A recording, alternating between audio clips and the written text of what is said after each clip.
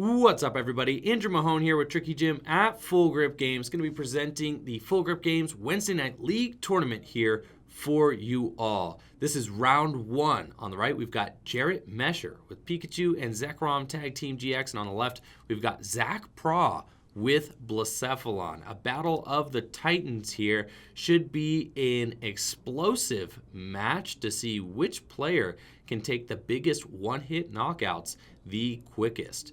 And it looks like these players are going to be getting started. And Jarrett has Jirachi to Zach's Blacephalon. It looks like Zach is on the draw here, going first. A huge benefit in this matchup. Going first is fantastic. Zach is going to get those extra energies attached quickly. And Jarrett, Pikarom is not quite as quick in standard format as it is in expanded format.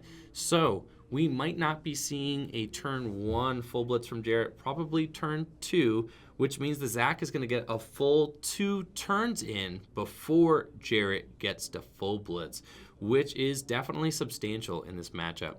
Something that Jarrett can do against Blacephalon is play around that Beast Ring turn. With Tag Bolt GX, you have the ability to do 200 damage to the defending Pokemon and then 170 snipe damage to a benched Pokemon, which is devastating and can skip entirely around Beast Ring. If Jarrett just wants to hit into an active Blacephalon for 150 with full blitz, he can then potentially Guzma and Tag Bolt 2 Blacephalons for KO, taking 4 prizes in 1 turn and making it so that Zach never gets to play his Beast Rings. Now, granted, that is easier said than done. It's not exactly the easiest maneuver to pull off, especially when Zach is applying pressure and taking prizes.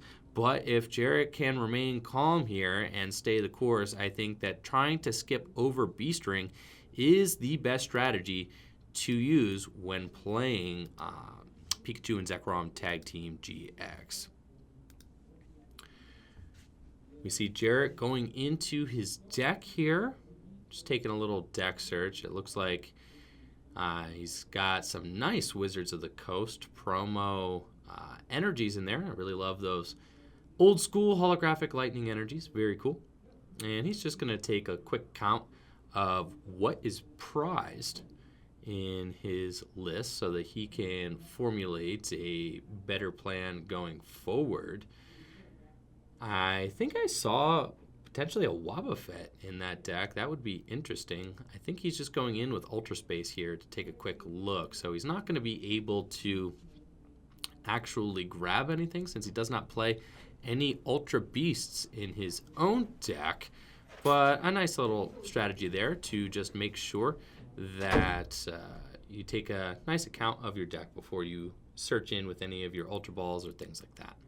He does have Viridian Forest in his own hand, so he's going to play the Viridian to counter Zach's Ultra Space and trade away one of those Wizards of the Coast promo Lightning Energies for another one. Just get a Lightning Energy into the discard pile for Tapoco Prism Star to be able to accelerate to the benched Pokemon with Dance of the Ancients.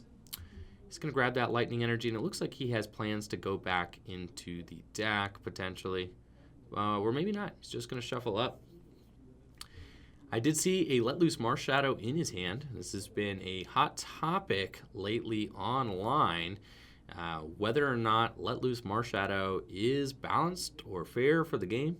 It is something that's got a lot of players talking right now. I think that things get a lot more healthy with the release of Dedenne GX coming soon. And thank you so much, Degenerate 008 for the Twitch Prime sub. Thank you so much, Degenerate. Appreciate you, and hopefully you enjoy all your new emotes and your new gym membership. Thank you, Rob, for those bits as well. Jarrett is going to go into his deck with Ultra Ball, discarding a Lightning Energy. So he's going to get 2 Lightning Energies in the discard pile now, which is perfect for Tapu Koko Prism Star.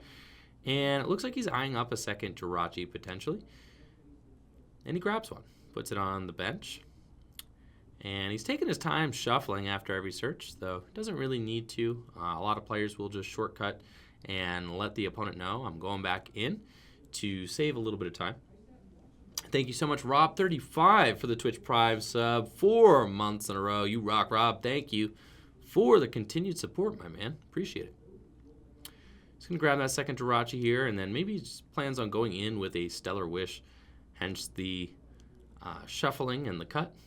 Before he uses Let Loose, looks like he's going to equip the escape board to the active Jirachi, and he's just got a 2-card hand. So he's probably going for a Stellar Wish and then Let Loose. I think personally I like Let Loose first and then Stellar Wish. I mean, he's only got a 2-card hand now, so he might as well just let loose, draw some more cards, and then go in with Stellar Wish. But maybe there's something that Jarrett is looking for, potentially a Lily here to draw a big hand. And it looks like he's going to Stellar Wish, look at the top 5 cards of his deck and see if he finds a supporter card there. Sure enough, he does find a Lily, probably exactly what he's looking for.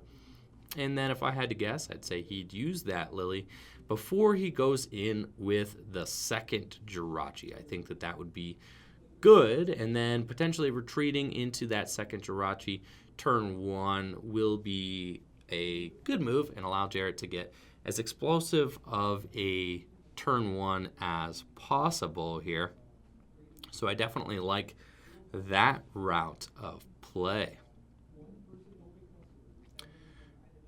Zach's going to go ahead and shuffle cut, and then looks like Jarrett is actually readying a second Jirachi. I think he's going to decide to Lily first, and I really like that. There's no use in potentially clogging up your hand with another trainer card that is unplayable before the big Lily for 6. And we do know that he does have a Let Loose Jirachi in that hand, as well as Ultra Ball and a bunch of other resources. I see a Switch and Erika's and a Lightning Energy. I think that Jarrett would like to find a Nest Ball here for a Pikachu and Zekrom Tag Team GX. That would be good to just start loading up one of those, get it onto the bench. He's already got a Lightning Energy there, but the Thunder Mountain also very good and could be great for obtaining a turn 2 full Blitz. Oh, thank you so much, Carl Barone, for gifting the sub, and you gifted it to Pedro Torres. Wow, random gift there. And Pedro gets hit with the sub. Thank you so much, Carl Barone and Pedro. Welcome to the club, my man. Thank you guys so much for the support. Appreciate it. And thanks, Carl. Big shout out to Carl for sharing some love there. Thanks, my man. Appreciate it. I know.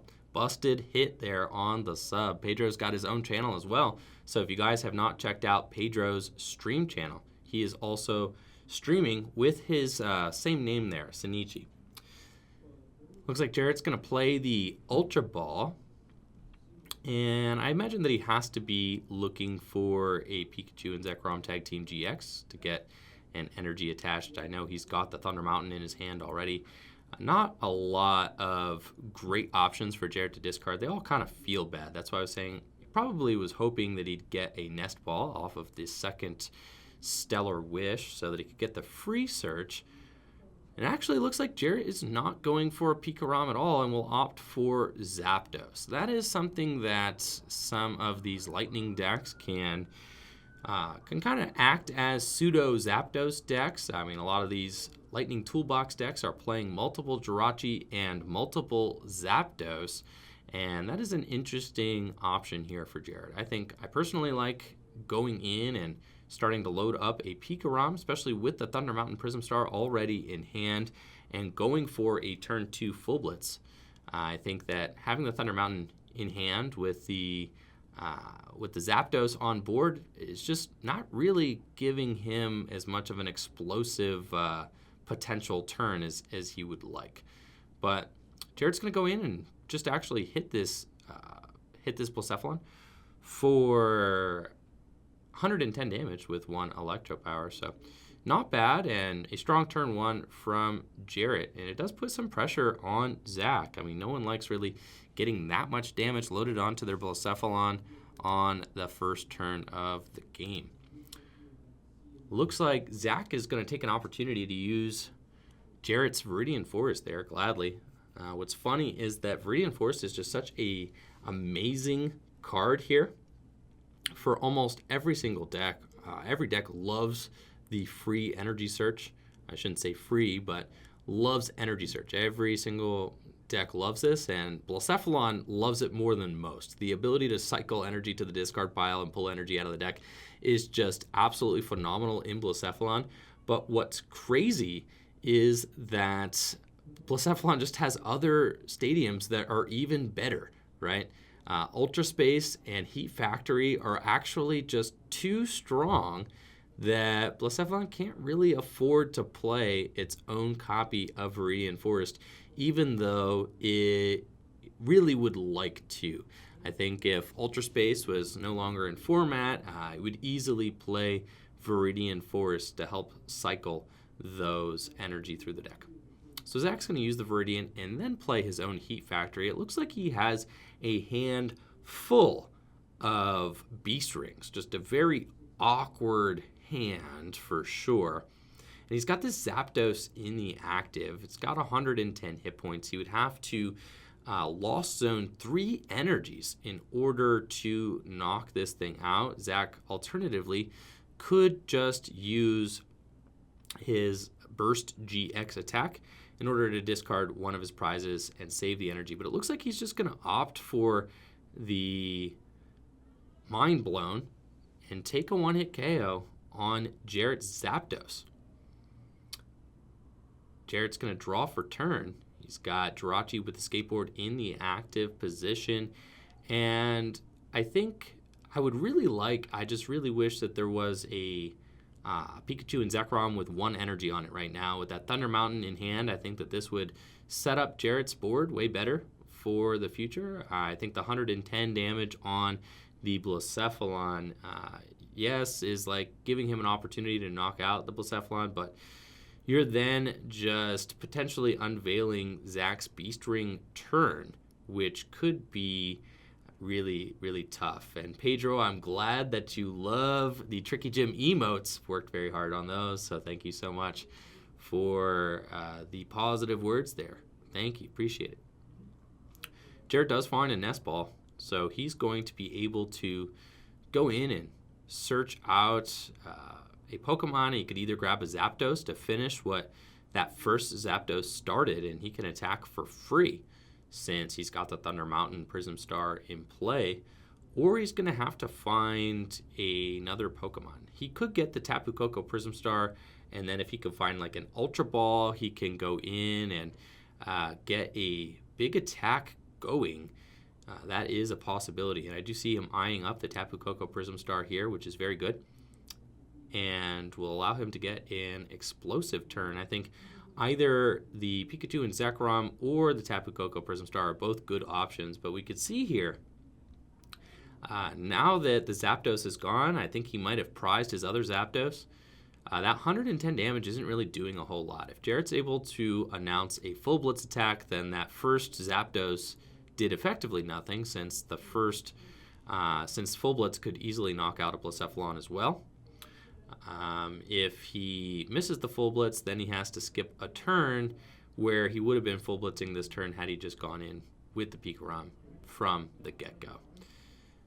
This is where we're at, though, so Jarrett's playing from here. He's got the Lightning Energy to attach to his Pikarom, and then is considering a Stellar Wish, but it's just going to go for the Let Loose. And I like that, using Let Loose here. You know Zach's hand is absolutely gigantic, so if you're about to kind of unveil Zach's Beast Ring turn, a Let Loose is a strong way to step into those turns, so that you're hoping that Zach just doesn't have that many Beast Rings off of this Let Loose, assuming that the Blacephalon is going down. And I think that Jarrett is just looking for a ball search card so that he can get his Tapu Koko Prism Star into play. it would be very good here. He definitely wants the full blitz, but you gotta wonder, is Jarrett going to find another ball search card? If he could find 2 nest balls, he could get the Tapoco Prism Star and, of course, another Pikachu, which would be ideal so that he can full blitz onto a benched Pikachu. However, without the second Pikachu, he's going to be left full blitzing and unleashing Beast Ring without a backup Pikachu, which could just be downright dangerous. I think that could open up a door for Zach to just take this game by storm. All right. Jarrett finds a Lily there off of the first Stellar Wish, and he does have an Ultra Ball, so potentially grabbing the Lily just to Ultra Ball it away, and that's what it looks like he's doing here. He's got that nice secret rare Ultra Ball. Ultra Balling away a Lightning Energy and a Lily. At this point, he's already got 2 Lightning Energies in the discard pile, so every Lightning Energy that he discards past those first 2 is going to be a wasted Lightning Energy. And that is kind of the odd thing about Pikachu, is it feels good to get Lightning in the discard pile, but you really only want 2. Anything past 2 just feels really bad, since a lot of these decks are not playing any other way to accelerate energy, and since Jarrett is playing the Jirachi version, I'm assuming that he does not also play the Rayquaza GX, which is an additional out to getting Lightning Energy back from that discard pile. We're going to see Jarrett's Dance of the Ancients here come into play, and he's looking to power up that Pikachu and Zekrom Tag Team GX, and then just probably toss the other Lightning Energy onto a Jirachi or the Marshadow. Either of those would be totally fine. And really, you're just kind of putting them there in case a Tapoco GX just wants to scoop them up later. So having those energies in the bank there is never a bad thing. But Jarrett is stuck just using full blitz for knockout and does not have a good target in play to accelerate onto with full blitz. So I have to say that I think that Zach just feels favored here if he is able to respond in any kind of way to this full blitz attack. Oh my gosh, and absolutely, with those 3 energy going on to the active Pikachu and Zekrom, Jarrett is saying, you know what, Zach, I don't think you have it like that. And I see at least 1 Beast Ring in Zach's turn. He's already taken his draw for turn. He just needs to get 5 energy in play and a Blacephalon active with 2 energy on it. That is going to be a tall order from a Blacephalon deck that only has 1 Nagadadel and 1 Tapu Lele in play and no energy in play. So he's going to need a whole fistful of Beast Rings here in order to make this happen, but I've seen it happen before. Zach is grabbing the Erica's Hospitality here. I think he's already got 2 Beast Rings in hand, so I really hope that he at least plays 1 before the Erica's Hospitality to thin his deck a little bit more. And I think he's got a Beast Energy too. Is that 3 Beast Rings? I really hope not. He's going for the Erica's first. I really wish he would have played a Beast Ring first to thin his deck. Oh my gosh, he could just miss the Blacephalon and lose. Think that is a really tough call there from Zach. I definitely want to Beast Ring once onto the active Naganadel before just going for it. But he just went for broke with the Erica's Hospitality. Doesn't appear to have it. I think maybe 2 Beast Ring in his hand, but no Blacephalon in sight. And now you see him kind of just grinding through this, like, how do I not lose the game? And I think Jarrett's gamble here with the Pikachu and Zekrom Tag Team GX is looking like it's going to pay off. Zach has confirmed 2 Beast Rings in his hand. I just wish he would have played 1 of those before going in with the Ericas.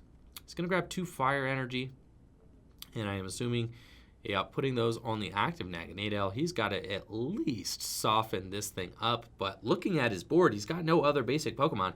So Jarrett can just Tag Bolt both of the Naganadels next turn, and Zach will just lose. So I think he needs to attach a Fire Energy to the Tapu Lele, as weird as that is, in case Jarrett decides to go in and Tag Bolt both of these guys. I don't think the Lele can actually do enough damage to knock out this Pikachu and Zekrom. If he double attaches to the Lele, he's doing 2, 4, 6, 8, 10, 12, 14. 14 plus 6. Is it 660 on Turning Point, I believe? If it's not, is it 80? It actually might be 80. If it's 80, then he can do it if he just attaches to the Lele. But it looks like that's not what he's doing. He's just going to promote the Lele and pass.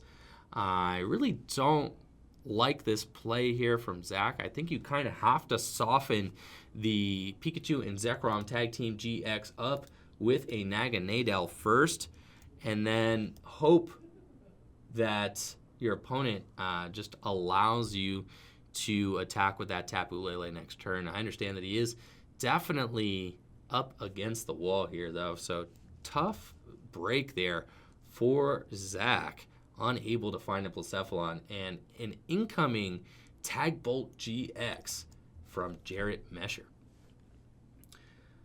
I'm looking at the, Naganadel does do 80 damage, so that would actually have been perfect. With 160 hit points left after a Turning Point from Naganadel, Zach would have been able to go in and potentially get a knockout. We know that Jarrett is about to end any and all hopes of a Beast Ring turn, so that is totally out of the equation here for Zach.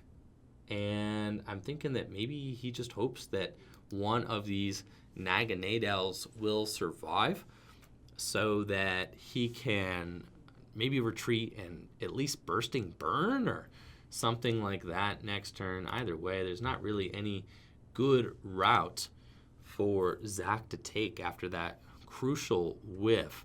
And Jarrett's excellent turn 2. This is Jarrett's third turn. Let's remind everybody, this is turn 3 we're looking at. And Jarrett is going to go down to probably just one prize remaining, if I had to guess. 1 or 2 prizes remaining on turn 3, and then the game will probably end on turn 4. So an explosive and fast game. I had said from the start that this was going to be a battle of who could take the biggest one-hit knockouts the fastest, and it is definitely shaping up to be just that. Jarrett finds an escape rope off of his Jirachi's Stellar Wish, which is going to be able to pull up one of those benched Naganadel or Poipole, and then he will be able to take both of those out of the equation here with Tag Bolt GX, the Thunder Mountain Prism Star still in play. So it's only going to take 5 energy from Jarrett in order to make that happen. But he may opt to just Tag Bolt GX the Lele and the Naganadel. I think that that's probably fine. It doesn't actually matter. And I highly doubt that Zach is going to be able to respond in any kind of way, especially with that escape rope just still looming in Jarrett's hand. He's going to be able to get the guaranteed switch next turn, even if a Bursting Burn does come down into play. Zach, at most, can get 3 energy and play this turn with an energy switch and a retreat, something like that. It just wasn't going to happen. So Zach extends the hand and scoops, and that's it. Zach unable to find his Blacephalon. It's going to take a hard loss there to Jarrett's Pikachu and Zekrom Tag Team GX deck. All right, everybody, got Jarrett Mesher here, hot off a round 1 win, the Wednesday Night League tournament. How you doing, Jarrett? I'm doing good. Cool, man. So, is this your first time playing Pikachu and Zekrom Tag Team GX? No, the last time I played it, I was playing at a League Cup. I made top 8 with it. Oh, congrats. Okay, yeah. So you're pretty comfortable with the deck then. Mm-hmm. Awesome. Yep. Okay. So, do you like the Jirachis in the deck? Have you played with and without it? Do you have a point of comparison there? When I played at the League Cup, I was playing Jirachis. I was trying to play... Sinichi, I can't think of his. Pedro Torres. Yeah, Pedro Torres. Yeah, He's in the chat. I was playing his list, and that worked pretty well. But now I'm using Pablo's list, except I cut the Jolteons because no one's gonna bring Vileplume to a Wednesday night casual tournament, yes. Right? Surely nobody's playing Vileplume out there. You could also kind of just look around and be like, none of y'all got Vileplume, right? Yeah. So I cut the 1/1 line, and I added a Mysterious Treasure and a extra switch. I really do like the Mysterious Treasure just as an extra out to discard energies and, of course, get Marshadow and Lele. So that's really cool. Is there any matchup you're kind of worried about with Pikachu Zekrom? I'm pretty confident with the deck all in all. I'm pretty confident with the deck. If you play against, Zoaroark and they do their stuff, not great, but... Right. That one can always be a little tricky, especially if they go first. Yeah. And get the turn 2 Lycanroc. Yeah, it could definitely be a bummer. Awesome stuff, man. Well, congrats on your round 1 win, and hopefully we'll be seeing you back. Yeah, take it easy, man. All right. Getting ready for round 2 here at the Full Grip Games Wednesday Night League Tournament. We've got Brady Botner on the left versus Jarrett Mesher, who we just saw win round 1 on the right. Jarrett, of course, playing that Pikachu deck that we saw take down Blacephalon last round. And Brady has his Retaliate Umbreon deck on board with us tonight. An interesting deck here. Hasn't really seen a lot of tournament success yet, but it does have a bunch of cool cards in it. It looks like Brady does have a Diancie potentially, so this could also be playing cards like Sledgehammer, Buzzwole in it in order to hit for weakness.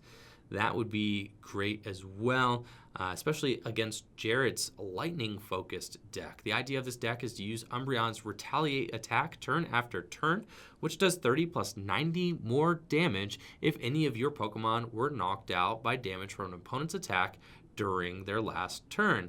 And then, of course, it does play Black Market Prism Star, which can allow Brady to dodge prize cards taken on his opponent's side of the board if Jarrett is unable to find a counter stadium. And since Jarrett is actually only playing 2 copies of stadiums, he's probably got the Thunder Mountain Prism Star and, of course, Viridian Forest, it's very possible that he does not find those counter stadiums in time, and Black Market Prism Star may end up sticking.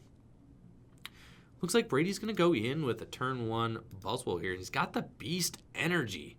My friends and I always joke that people always start the Beast Energy with Buzzwole, particularly Will Mantho, our good friend who loves Buzzwole decks. Brady's got the turn 1 Diancie, turn 1 Buzzwole with a Beast. You would have thought he played Alicia. Look at that. No search required. Just got it on board. And that has got to be stressful to look at on Jarrett's side of the board. Even when Buzzwole is not on its Sledgehammer turn, he is going to be dealing 120 damage with that Sledgehammer attack because of Pikachu's weakness. That's 2-hit KO on the Pikachu and Zekrom Tag Team GX. If Brady can find a Choice Band, he's going to be dealing 180 damage to Jarrett's active Pikachu and Zekrom Tag Team GX, and we could see this game get out of control very quick if Jarrett is not able to pivot that Pikachu and Zekrom GX somewhere safely here. And it looks like Brady is just geared up and ready to go here with his fighting boys on deck. He's got a Ditto Prism Star on the bench, which can evolve into either Weavile or that Umbreon, which I showed off there at the beginning of the match. Rule of Evil Weavile, I believe. Is it?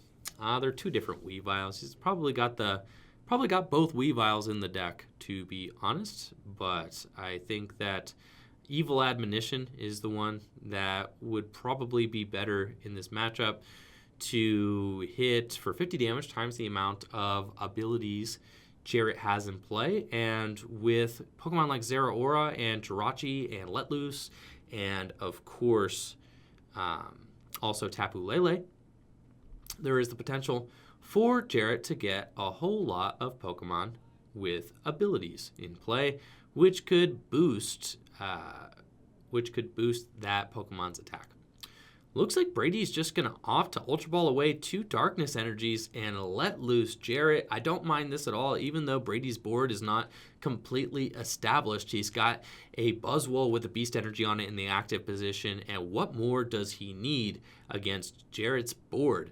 That's all he wants, really, just 2-hit KO on that Pikachu Zekrom, and he hopes that Jarrett cannot find a way to maneuver it out of the active, and with a hand limited to 4 on the first turn of the game before he gets to play, the chances are high that Jarrett might not be able to move this Pikarom from where it is currently. I think an ideal turn 1 from Jarrett is going to involve getting the Pikarom out of the active, maybe pivoting to a Jirachi, and then maybe finding a Zapdos. I mean, I think Jarrett ideally would like to get like Guzma, Zapdos, KO on something, like a Ditto Prism Star or something, and just be able to kind of pivot between Zapdos and Jirachi with Guzmas and Escape Ropes. That kind of seems like Jarrett's best bet here. That or just getting a turn 1 full blitz. Literally, if Jarrett can just rip the turn 1 full blitz right into this Buzzwole with the Beast Energy, then who cares about pivoting around? Jarrett could easily just win the game if he is able to find a turn 1 full blitz. That is asking a lot, though. A lot of these decks are not constructed necessarily to get the turn 1 full blitz, especially in standard format. It's much less likely that it's going to happen, but certainly, turn 1 Viridian Forest can help, being able to cycle an energy to the discard pile and get one out of the deck. But without the Thunder Mountain Prism Star in play, it's going to be much harder to get a turn 1 full blitz. He would need a Tapoco GX and double energy switch, but it's not asking that much off of a turn 1 Lily for 8. If Jarrett could get a big old Lily here, we might be able to see some explosive play come down. And I think that Brady could be in a tough spot if Jarrett were to get a turn 1 full blitz. I think it would be correct to just load all the energy onto the active Pikachu and Zekrom Tag Team GX and then skip right around that Sledgehammer turn with a turn 2 Tag Bolt. Now, the odds of that happening are pretty slim, but hey, we have to hope, especially after a turn 1 let loose. We'll see what Jarrett is working with here. He does a deck search. He's got the Ultra Ball, so he actually will be able to get a Tapu Lele GX and draw a significant number of cards here. And I see that he's keeping the energy switch in his hand, discarding a second lightning energy. So if he goes for Lele and Lily, he's going to be Lilying for 7 cards with his final card in hand being an energy switch, which means that he actually is on track to get a turn 1 full blitz. He's kind of in the ballpark. Like, it could happen. He just needs to draw into a Nest Ball for his Tapu Koko Prism Star, a Lightning, and 1 more energy switch, and 1 more benched Pokemon. He does need 2 benched Pokemon. So, granted, he does need a, 3 or 4 card combo off of Lily for 7. He needs a lot, but he does already have 1 piece in his hand. He has already used his Viridian, unfortunately, but I've seen crazier things happen.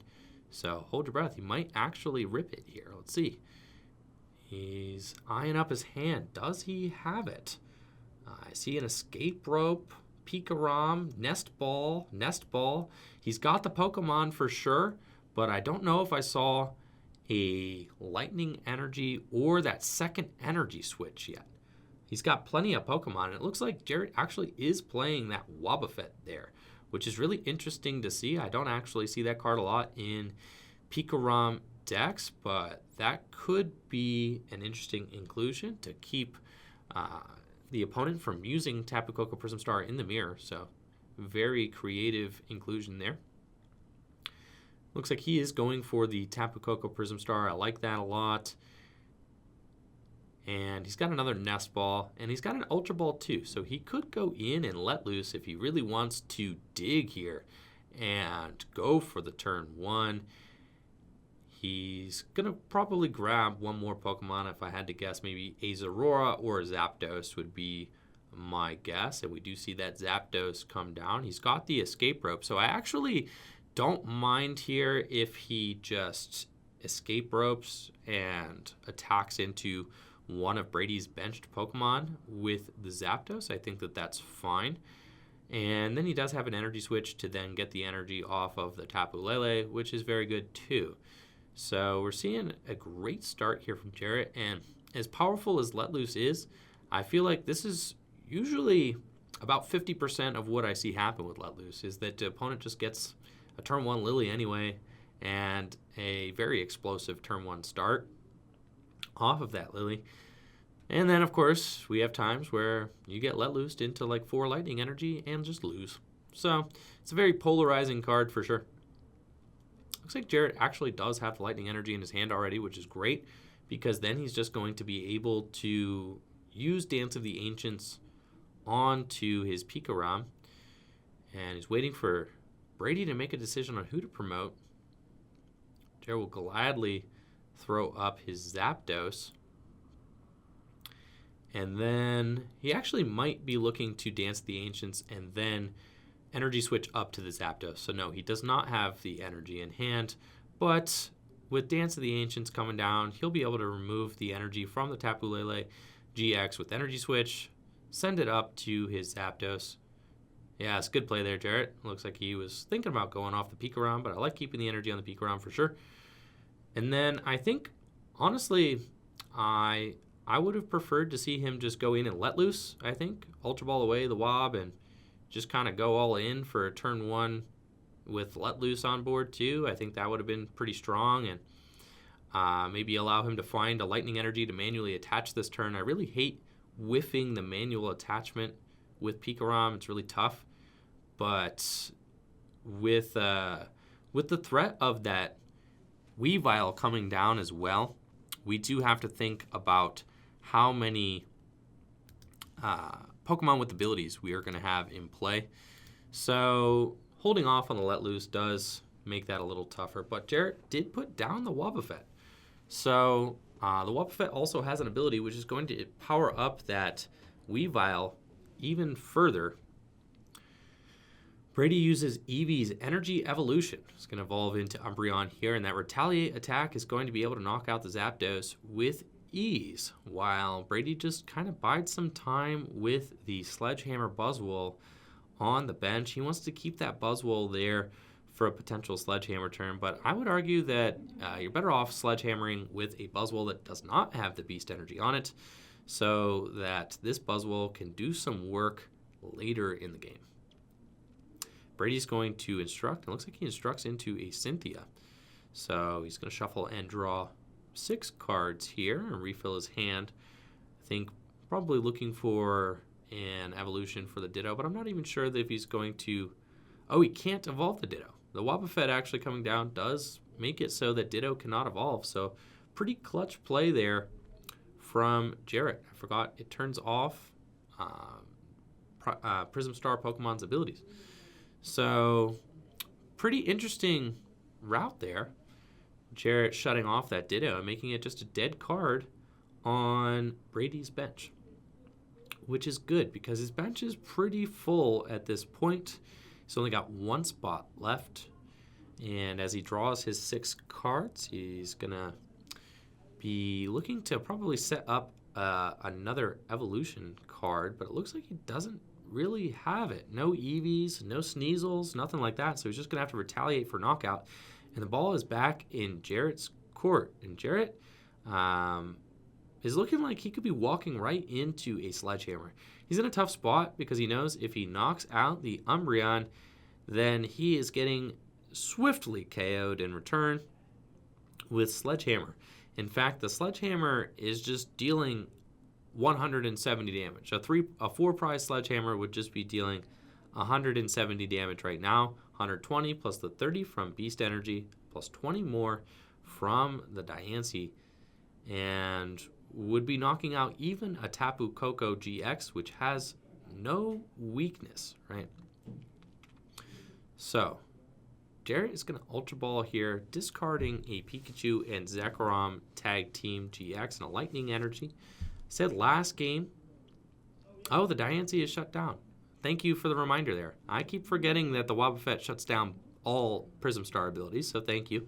The Diancie, okay, could not quite knock out a Tapu Koko GX. But with a Choice Band, he could knock out the Tapu Koko GX. Forgot that Wobbuffet's ability there. Turning off the Prism Star Pokemon on Brady's side of the field. So pretty good, but I still think that Brady is in a great situation because I don't think that Jarrett has a Guzma and its attack. So I'm not even sure that he has an attack ready, to be honest. He's already used his Tapu Koko Prism Star. He has no other way to accelerate Lightning Energy into play. In fact, the only way that he would be able to launch a full blitz this turn would be if he found his Thunder Mountain Prism Star. So it is possible if Jarrett were able to get a Lightning attachment for turn and a Thunder Mountain Prism Star in play with like a Guzma, then he would have a pretty strong turn on his hands, being able to Guzma up the Sledgehammer Buzzwole and take it out of the equation. Looks like Jarrett is going to grab Volkner here off of the Stellar Wish and could use that to find himself a useful item card. Looks like he's going to opt to use that Volkner and search his deck for a Lightning and an item card. Has not played a supporter yet this turn, so he should be good to go.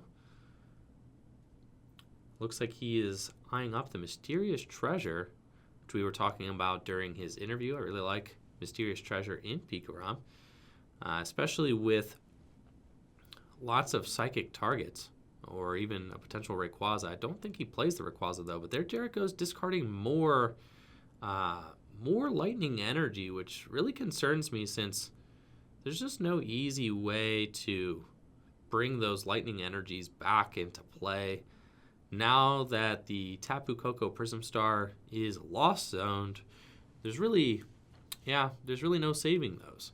So definitely a little concerning, but Pikarom does play a ton of Lightning Energy, usually 11 or 12. So he probably still has a decent amount at his disposal in the deck. And they're going to let loose, so shuffle up and draw 4 cards. I'm going to go ahead and get this Wobbuffet from Lost Thunder up on the screen so we can take a look at that and see that Shady Tail ability. As long as this Pokemon is on your bench, Prism Star Pokemon in play, both yours and your opponents, can't attack and have no abilities.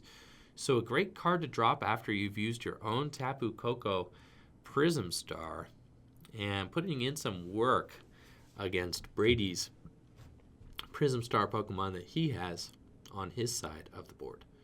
Looks like Jarrett's able to find a Lightning Energy, but has to just pass with the Jirachi in the active position, which is kind of odd because Umbreon doesn't actually have a great way to knock out that Jirachi this turn, and neither does Buzzwole, actually. So even if Brady were to retreat the Umbreon into Buzzwole, Diancie Prism Star being shut down means that Buzzwole's not going to be dealing that extra 20 damage and will not be able to knock out Jirachi with the 70 hit points either. Looks like Brady has a Pokemon Communication. He's going to trade for a Pokemon out of his deck, and it looks like he is eyeing up potentially Sneasel. Okay, and at this point, there are a lot of Pokemon with abilities on Jarrett's side of the board. He's got the Wobbuffet, the Lele, the Zoaroark, and the Marshadow, and the Jirachi. So that is 5 Pokemon in play with abilities, which means that the Weavile will potentially be dealing 250 damage, which was way more than enough to knock out a Pikachu and Zekrom Tag Team GX, especially with Shrine of Punishment in the equation now. Brady drops his Shrine and will instruct for 2.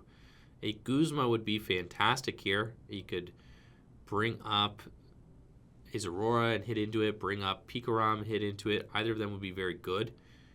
Either way, I'm saying hitting into this Jirachi is not exactly ideal for Brady. He'll attach that unit energy. Does have the Guzma. Wow. And he's going to choose to just bring that Pikachu and Zekrom Tag Team GX into the active position with his Sledgehammer Buzzwole. And hit for huge damage here. Dealing 120 damage plus the Shrine, 130 damage. On track for a big 2-hit KO. Which is fantastic. Even when Jarrett is able to knock out this Buzzwole with Full Blitz this next turn, Brady can respond with a Weavile. He could respond with another Buzzwole. He's got a lot of options going forward here. And I have to say, Brady is definitely in the driver's seat of this match now. He is in command of the game 100%. Both players have taken one prize. But Brady's got options now. He's got the Umbreon on the bench, Sneasel with an energy as well. And it looks like Jarrett's actually going to opt to bring up the Oranguru. He must not have anything going on in that hand. If this is his route of play, I don't think that he even has a lightning energy to attach. I did say previously that Jarrett had to be careful with those lightning energy and discarding them because the deck, only has so many. Jarrett's going to take a look at Brady's discard pile, see what resources he's used already, and is considering what to take off of the Stellar Wish. And he's already used his retreat here. He retreated for free with Zoaroark. So I think there's just a tough situation where he can't Guzma and have lightning energy, because he can't take the lightning energy off Stellar Wish, so he's just kind of stuck. He needs to take a draw supporter if he has one, but he's actually already Guzma, so he's kind of just locked into this route here and is pretty much committed to having another turn where he doesn't get to attack because he's not going to be able to find the lightning energy that he needs off of Stellar Wish and the switch card. Really tough for Jarrett here. He grabs a Nest Ball. That cannot be an ideal find off of Stellar Wish considering his bench is full. So this could be the beginning of the end for Jarrett as I see him reach for the dice. I think he pretty much has to pass here and is going to be flipping for sleep. That's it. Jarrett, unable to Full Blitz, does not find the lightning energy this turn. Even after a Stellar Wish, cannot find what he needs. And now Brady is poised to really take control of this game. He's going to attach a Darkness Energy so that he can instruct for more. And if he finds another Guzma, he is able to take some huge prizes this turn. But unfortunately is not able to and has to Lily for a draw of 4, hoping to find a switch card so that he can attack. But it looks like Brady also does not have the switch, so he too will have to pass. And we're seeing these players just bounce back and forth here with not a lot going on. But that Shrine of Punishment is continuing to deal residual damage to Jarrett's side of the board, and his board is progressively getting weaker and weaker as Brady really remains unfazed. He doesn't really mind missing attacks and things like that. There's not really a lot of things stressing Brady's board right now. He doesn't have to worry about a Tag Bolt coming in anytime soon. He hasn't even seen a Full Blitz yet. So Brady's still okay. I think the passing of turns is doing much worse things to Jarrett than it is to Brady. And thank you so much, Blizzy Memes, for the 100 bits. Appreciate it. Shout out to you for being awesome.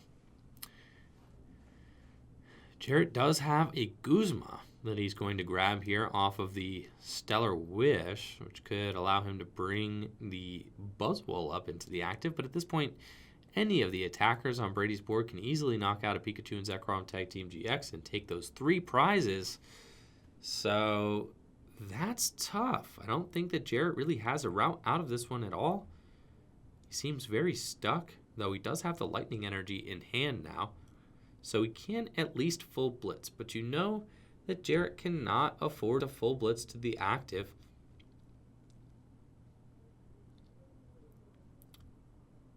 So Jarrett is considering who to Guzma up now. I think Guzma has to be a supportive return.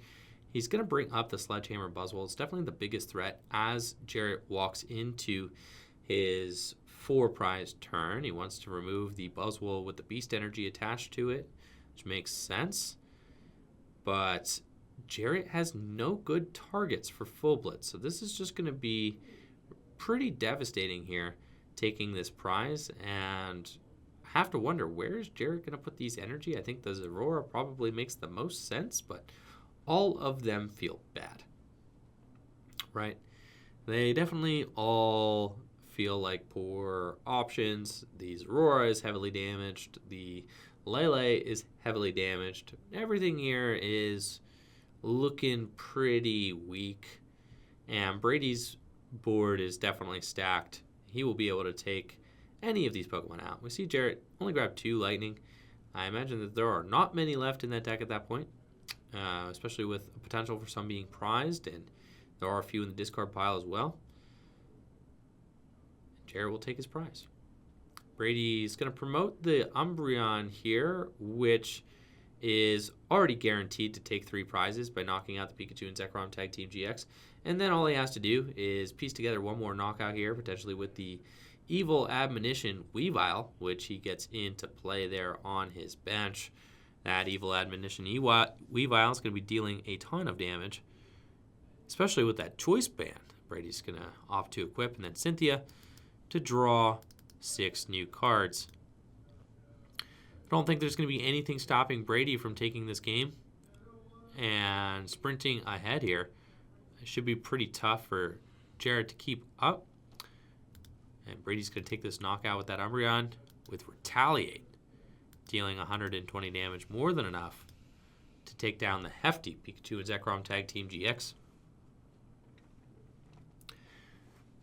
And Brady kind of solidifies his potential win condition by benching another Sneasel, so that even if Jarrett were able to Guzma and knock out the Weavile, he's got another Sneasel on board. I mean, at this point, that Zoaroark only has 130 hit points left, 140 hit points left. So a couple more turns of Shrine will also make it so that the Umbreon can take out the Zoaroark as well. So I don't think that there are any real conceivable outs here for Jarrett. I mean, he can grab, potentially if he finds an Ultra Ball, he could get Tapoco GX and bring that in to try and buy himself a turn. But even then, a Tapoco GX is just going to go down to the Evil Admonition Weavile. Thank you so much, Blizzy Memes. 100 more bits. Thank you so much, Blizzy, for those bits. Thank you. Much love, dude. All right. So Jarrett eyeing up his hand. I think he's got an escape board, so he's going to be able to pivot this Jirachi out of the active position at the very least. But there's not really anything that is left in his deck. So at this point, kind of just going through the motions, making sure that there are no other options, waiting to see if maybe your opponent does something really, really unfortunate, right? Sometimes people trip at the 1 yard line. Certainly happens. Jarrett actually finds a weakness policy. Now, I didn't know Jarrett List played weakness policy. This is a card we've seen creeping into more and more Pikachu and Zekrom Tag Team GX decks, and I don't think it's that bad. We do see Flash Energy seen play in expanded format. Weakness policy is obviously not quite as useful as Flash Energy, but it is definitely valid. We've seen weakness policy played in lots of decks before, most notably Zoaroark was getting a lot of use out of weakness policy in formats where you just know that almost nobody is playing Field Blower. And Prism Star stadiums have really made it so that those spots that used to go to Field Blower are now being allocated to more counter stadiums, since Prism Star stadiums cannot be removed with Field Blower. So Weakness Policy, a good card, but not really going to do anything now. The biggest threat on Brady's board is the Evil Admonition Weavile. And, of course, the Shrine. There's those two things that are really, really making it tough for Jarrett to find his way out here. The Shrine making it so that Zoaroark and Lele are both just very close to getting picked off by that Umbreon. Jarrett is going to equip the Weakness Policy there to the Zoaroark and has a Volkner too. So he's going to go in, search his deck for a Lightning Energy and an item card. Looks like he does have two Lightning Energies left in the deck, so he was low but not out. And I mean, he's at least going to be able to take a prize here, but there's not going to be anything that can stop that Evil Admonition Weavile for taking game. And Brady is going to be able to clean this one up.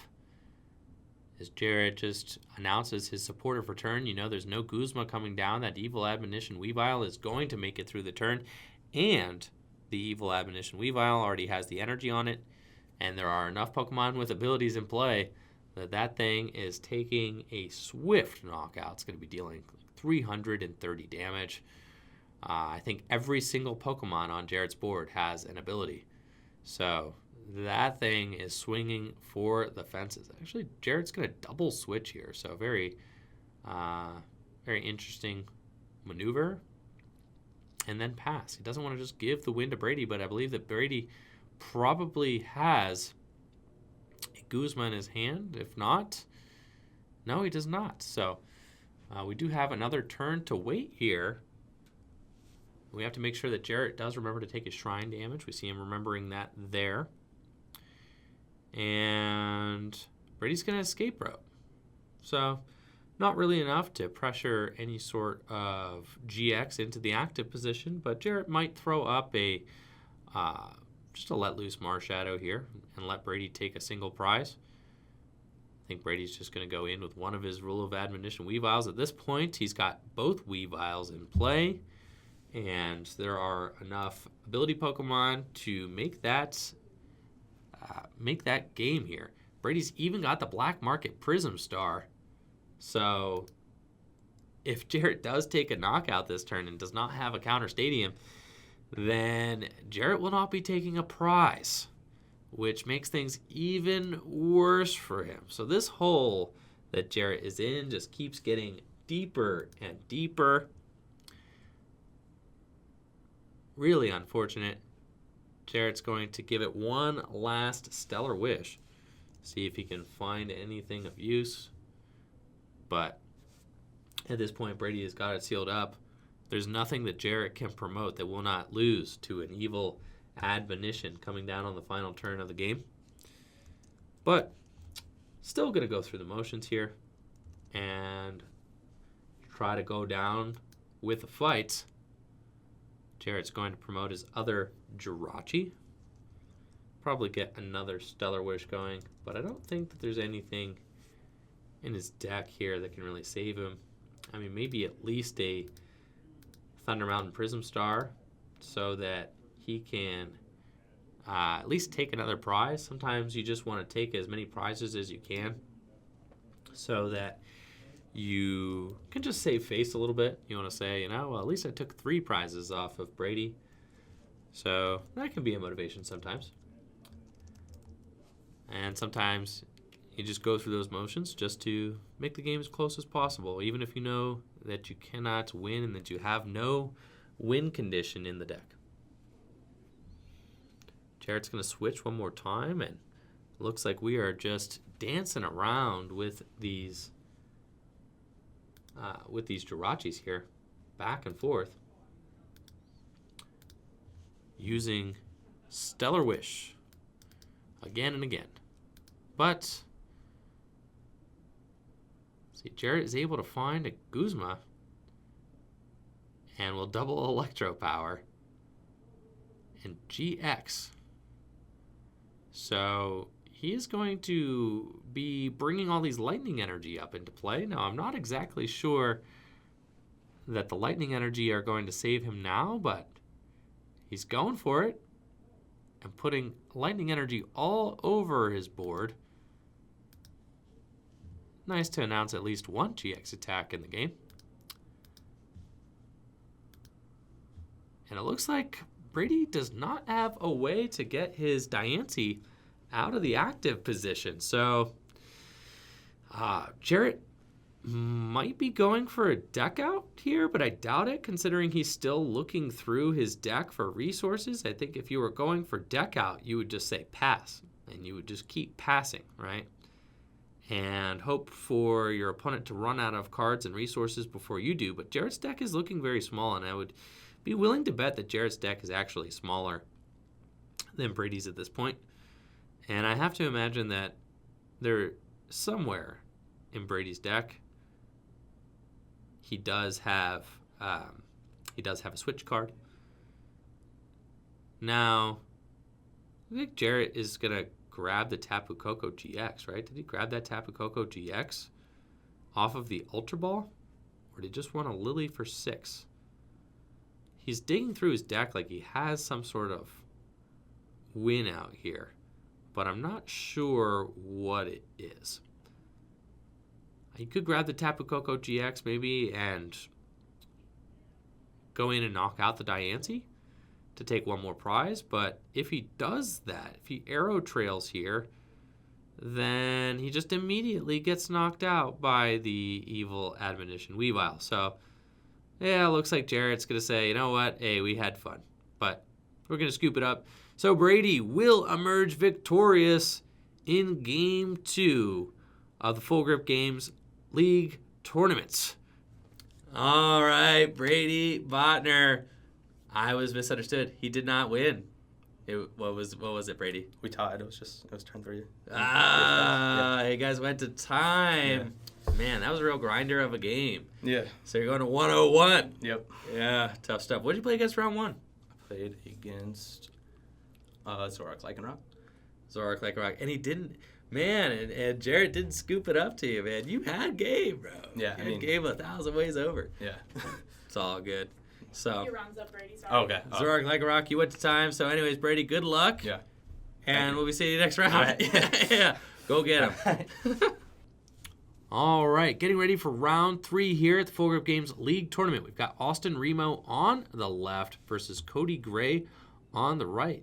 Austin Remo appears to be playing a Zapdos deck. He's got Jirachi in the start. He's going to open with a Nest Ball.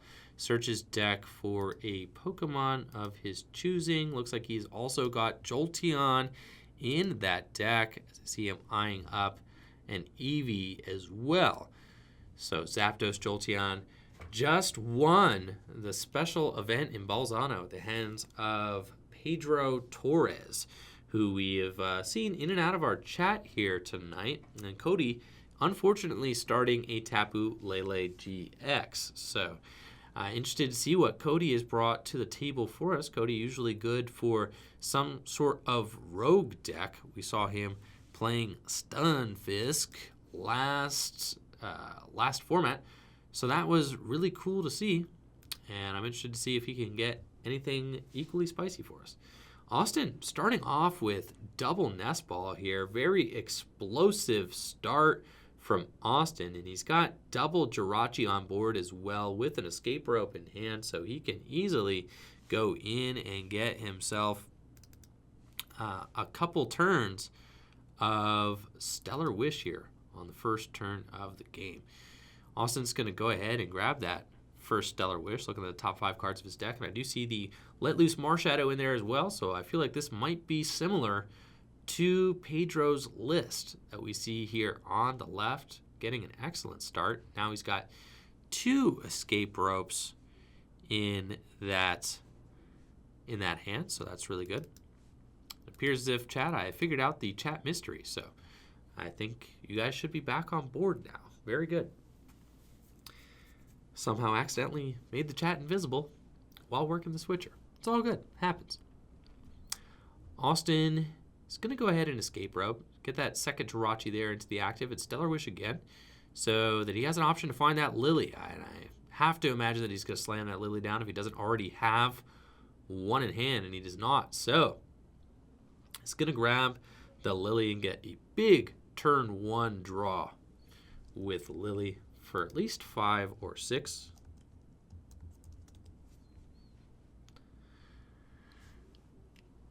Let's see if he's got any other playable cards in that hand. And it looks like this is going to be a Lily for 5 with 3 cards in hand. So great turn 1. He's got a couple more lightning energies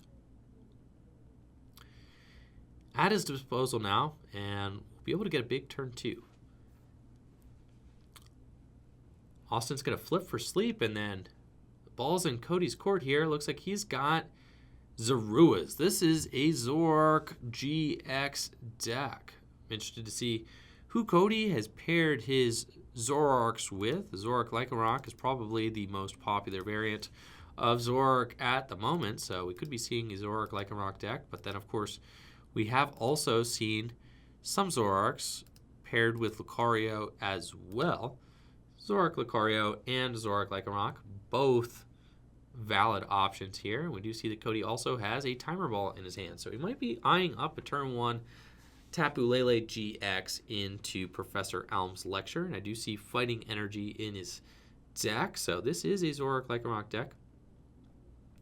Looks like Cody's going to grab the turn 1 Lecture, and I have to imagine he'd be looking for a Ditto and a couple Rockruffs there. And I don't think Cody can actually grab that Rockruff. It does not have 60 hit points or less. So I actually don't think Cody has any of the 60 hit points or less Rockruffs in his deck. So that could be just a quick oversight here. Maybe if Cody built his deck right before the tournament. Or maybe just out of necessity did not happen to have any of the 60 hit point Rockruffs here. So he's going to have to actually Ultra Ball and go in. It looks like he's grabbing the Let Loose, going in with a turn 1 Let Loose against Austin, who has a Jirachi in the active position there. So I have to worry that potentially this Let Loose might affect Cody more negatively than it would affect Austin. So Cody is going to play that Let Loose down and see how it goes. Isn't that the truth? Here we go. Let Loose. Both players are going to draw 4 cards here and see who draws better. I have my bets on Austin right now. If he can find any sort of energy or Guzma, he is going to be ready to go. Clearly will target down that Ditto Prism Star on Cody's side of the bench because of the looming threats of Alolan Muck. Alolan Muck really does a lot of work against Austin Zapdos deck here, shutting down basic Pokemon's abilities with that Power of Alchemy ability. Now, Austin is able to find a bunch of lightning energies. I would like to see him go for the Stellar Wish first, see if he can find a Guzma off the top and target down Ditto. Looks like he just has Switch, so he will be guaranteed an attack with Zapdos. I think I also see a Volkner in his hand, which means that he could go grab maybe an escape board to kind of smooth things out. But at this point, Austin is just hoping that Cody does not get an Alolan Muck into play. I don't think that he has the Guzma. If he would have grabbed the Switch, he could have gone for a second Jirachi to dig a little bit deeper for Guzma, but it looks like he's actually just going to go in with Volkner. And he'll grab the Lightning, probably an escape board or a Switch card, maybe even a Choice Band. Escape Rope can push up a different Pokemon, but I would like to just see a Switch, I think, and just go in and attack. Actually, wow, I guess he does have multiple Electro Powers in his hand at this point. He could go in with Jolteon GX and just one-hit KO the Lele for 2 prizes right off rip, which is insane. He's got it in his hand. So, interested to see why Austin would push up the Marshadow instead of just going in and taking that knockout with the Jolteon. But he's going to take the easy knockout with Zapdos, so that's fine. And then save the Jolteon for later, maybe when he wants to Swift Run, which is totally fine. If he's able to find another damage buff, he might be able to even just go in with... I actually don't think Jolteon's ever really going to get a one-hit knockout on Zoaroark. You need 4 damage buffs to do that. But it is certainly possible.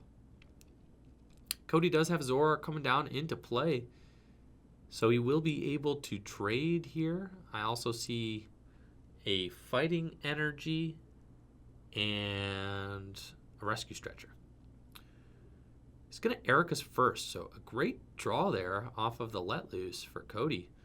But he is looking for a double colorless energy so that he can attack with Riotous Beating. If he's not able to find the DC, he's just going to be kind of a sitting duck here in the active position. Cody does find a Rockruff, and we didn't see Muck in his initial search, so he may actually not have Muck at his disposal this turn. He's going to trade once, discarding a Fighting Energy. I think he's got a second one in his hand, so he doesn't really mind that too much. But still unable to find the double colorless energy. So at this point, I think it's going to have to be a manual attachment onto the Rockruff and a hard pass. I do see a Pokemon Communication, though, in his hand, and a Zorua. So he actually might be able to trade in a Pokemon for another Zoaroark and trade again. He's got a Professor Elm's Lecture in his hand, which he definitely wouldn't mind trading away for another shot at a double colorless energy. I thought I saw a Pokemon Communication in the hand. I might not have. Cody is taking a while to eye things up here. And we do see that Pokemon Communication come down. I was not seeing things. And he's going to trade away the Zorua. I have to imagine he's looking for the Zoaroark here. It looks like he's also playing a Sledgehammer, Buzzwole, and Diancie in his list. And 2. Oh, unless he brought that Let Loose Marshadow back into the deck, and I didn't see it. He might have Rescue Stretched that back into the deck. I didn't see that. Or that he's playing 2 Let Loose. Also a possibility. He's also got Mccargo in the deck. Okay. So, a very interesting take on Zoaroark Lycanroc.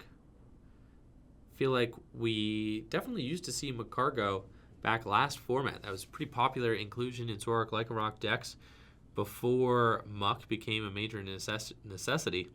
Mccargo just ensures that you're able to hit combinations like the Kukui Choice Band Devoured Field in order to take one-hit knockouts on Blacephalons. Cody's going to trade away that Elm there and does find a DCE.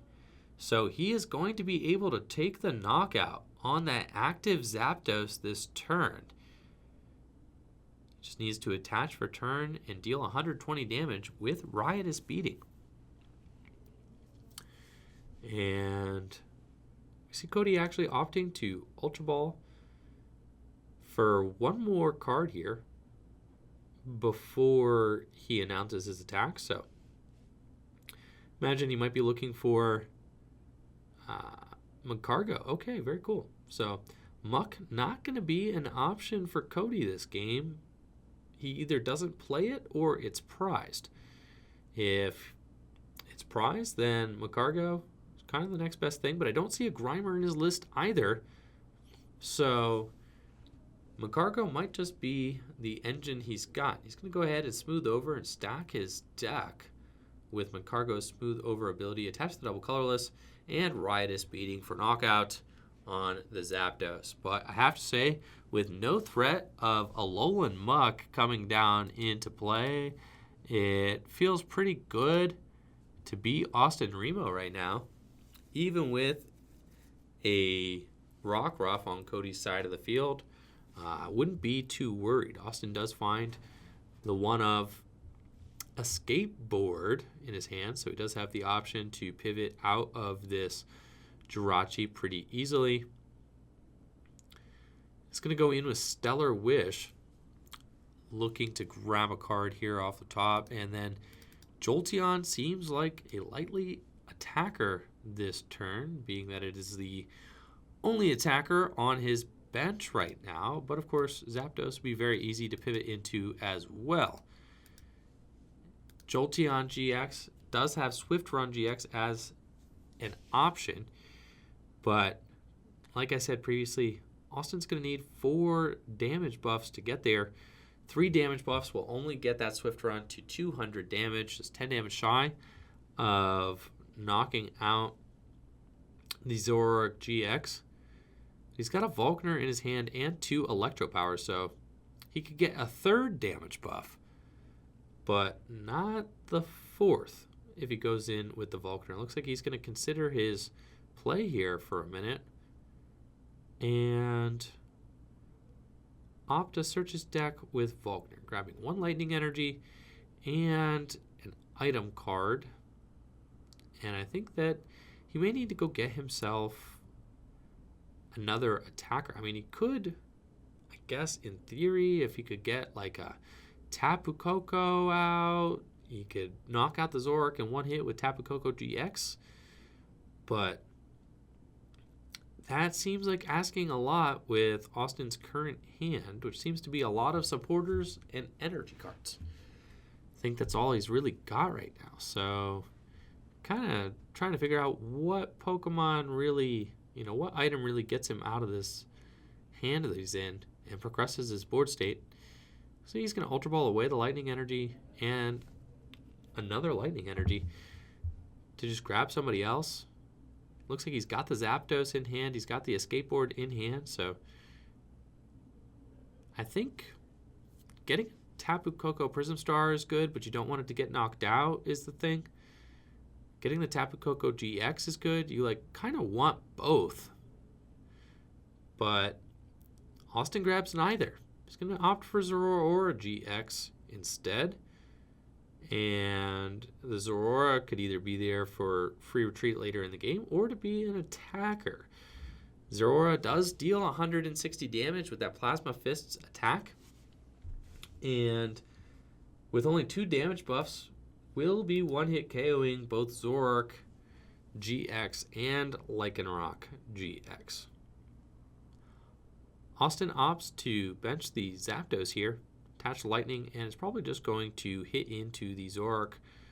So I think, personally, I would have rather seen Austin just go for maybe a Tapu Koko Prism Star off of that Ultra Ball, and then Lily for next turn going for the Tapu Koko GX play, something like that. At this point, though, that Rockruff has a fighting energy on it, so it's going to be ready to Dangerous Rogue next turn. I mean, it could even potentially Dangerous Rogue this turn with the counter gain, which Cody may play. And at this point, Cody is able to stack his deck with Mccargo and trade into whatever he wants, so he can make these kind of magic plays happen. Whatever he needs, he can find with Mccargo's smooth over ability. And we have to wait and see what route Cody opts to take here. He's going to use smooth over to stack his deck on Mccargo and ensure that he trades into exactly the card he wants to see here on his next trade. Even though he only has 2 Zoaroarks in play, he is maximizing them with the Mccargo. And it looks like he is eyeing up a potential... I actually didn't see what that was. So, didn't quite see that, but we'll see here shortly after Cody trades into the card. He's going to discard probably Timer Ball or Lily to get his top deck here. I think the other cards are probably really good. Timer Ball could get him the Lycanroc that he needs here in a minute, so you don't necessarily want to discard that. He'll discard the Lily, which I think is probably fine. At a certain point, you know your hand's going to be getting bigger. And I can't tell what that card is that he searched out. It's a Field Blower. Okay. So Cody stacked his deck for a Field Blower, and is going to remove the escape ward from the Jirachi. An interesting route. And then he's going to consider whether or not to Timer Ball for his Lycanroc GX, but it looks like he's just going to be content knocking out these Zapdos with Zoaroark's Riotous Beating. Okay. So Austin's turn now. He's going to promote the Jolteon GX, and now is the time, Jolteon, for Swift Run GX. That is the damaged Zoaroark there in the active. Jolteon's Swift Run GX attack will knock out Zoaroark, bringing Austin down to 3 prizes remaining, and then also make itself invulnerable next turn. So very powerful attack here. Austin doesn't... Oh, he needs to buff once. Yep, with just one buff, he'll deal 140 damage to the active. And then he's looking to Lily here. Intelligently does not bench that Zoaroark GX, but still has it in his hand as an option coming down the line. And it would be interesting to see him potentially attack with that later in the game, maybe with the Tapoco Prism Star play. Austin is going to go in with the Swift Run here. Now, Cody does have a way around this. If he can piece together a Lycanroc Guzma play, then he can knock out the Jolteon GX this turn and be in a very commanding position. I like that he promoted the Zoaroark just in case he's able to get all this together. He's got Timer Ball in his hand. He's got an Ultra Ball in his hand. He could certainly make it happen. All he needs is another energy as well. And then we could see it work. So he's going to go for the Timer Ball first with only one guaranteed trade, though. This is very sketchy, and I think I would have liked to have seen Cody potentially leave that bench spot open instead of just slamming the Rockruff down. If he leaves the bench spot open, then he could potentially let loose if he misses the combo.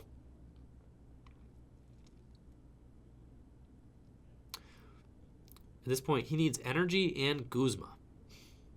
He needs energy and Guzma here. So I think that that's a lot to ask off of one card. I mean, he's probably going to stack the Guzma if I had to guess. But we'll see. I really wish that he had not put that Rockruff down so that he could go let loose if he missed the energy. But he's got the DC. It does not have the Guzma. So I think he's just going to play around the Jolteon this turn. Does not plan on knocking out the Jolteon. He's just going to be content using Lycanroc GX to Bloodthirsty Eyes up a Jirachi and knock it out. Austin is considering whether or not to promote Jirachi or Jolteon here. If he promotes the Jirachi, he doesn't have a guaranteed switch out to pivot back into Jolteon after the Stellar Wish, so it's always kind of a interesting decision. He actually does have the switch in hand, so he does have the guaranteed Stellar Wish and pivot. At this point, Austin could take a big knockout with Sky High Claws. We could see a Tapu Koko GX come into play here. I know he's got at least one Electro Power and one Choice Band in his hand. And he's got a Thunder Mountain there off of the top, so he could choose a Thunder Mountain and use Sky High Claws for even less. I guess Sky High Claws would need 3 damage buffs, so he would need 1 more in order to score a one-hit knockout on this Zoaroark, which is asking for a lot. Or if Austin can pick the Thunder Mountain, he could actually take a knockout with the Zoaroark as well. If he's able to Thunder Mountain and then use Tapu Koko Prism Star, accelerate energy that way, and then attach for turn onto the Zoaroark, we could see that happen as well. Austin's going to find his Thunder Mountain Prism Star here and Looks like he's going to bring it back to his hand. He's got a sizable hand at this point with a lot of different options, but I'm not sure what his draw supporter situation looks like here for turn. But does he need it? I think a Guzma here would be good, allowing him to knock out one of these benched Pokemon and put himself at just 2 prizes remaining would be pretty excellent. Austin boldly going to put the Zoaroark down into play. He's got Guzma and just opts to bring up the Mccargo. I don't really mind this. I think he can knock out the Mccargo, go to 2 prizes remaining, and then just have his hand more or less stacked to try and take a big one-hit KO on one of these Pokemon GX. If Cody is able to Claw Slash the Jolteon and let loose Austin in the same turn, I'm going to have to say that I think Cody could walk away with this one. He's got the Alolan Muck at his hand finally. He does play Alolan Muck. It looks like it was just prized. So the Alolan Muck too little too late here. But he does have a let loose at his disposal. He's also got the double colorless in his hand. So he is ready to Claw Slash. That's a guaranteed knockout there on the active Jolteon GX, which is no longer invincible. Cody's going to check his discard pile here, make sure that there's nobody he wants to grab. Looks like that is a second let loose. So I saw one in his deck. He also has one in his discard pile. That means Cody is running 2 copies of let loose. And he's going to slap that choice band on there and let him loose.